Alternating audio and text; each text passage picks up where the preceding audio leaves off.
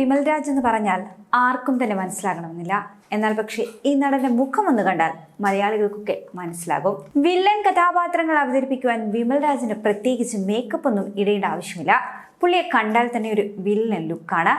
തച്ചോളി വർഗീസിലെ ഡിക്രൂസ്, കന്മദത്തിലെ കുമാരൻ, യുവതുർക്കിയിലെ ഗുർചരൺ സിംഗ് കോബ്ര, രക്തസാക്ഷികൾ സിന്ദാബാദിലെ പോലീസ് ഓഫീസർ ദണ്ഡപാണി, പത്രം സിനിമയിലെ ആണ്ടവൻ, മധുര നൊമ്പരക്കാറ്റിലെ കാട്ടുമാക്കാൻ, മാർക്ക് ആന്റണിയിലെ ഭൈരവൻ, ബാലേട്ടനിലെ ബഷീർ, വെട്ടം സിനിമയിലെ പോലീസ് ഓഫീസർ CI ദിനേശൻ, ഇതൊക്കെ തന്നെ വിമൽ രാജ് എന്ന നടനിലെ പ്രതിനായക ഭാവത്തെ ഒപ്പിയെടുത്ത കഥാപാത്രങ്ങളിൽ ചിലത് മാത്രമാണ്. മലയാളത്തിൽ നിരവധി ചിത്രങ്ങളിൽ വിമൽ രാജ് വില്ലനായി എത്തിയിട്ടുണ്ട്. ആള് മലയാളിയല്ല, തമിഴനാണ്.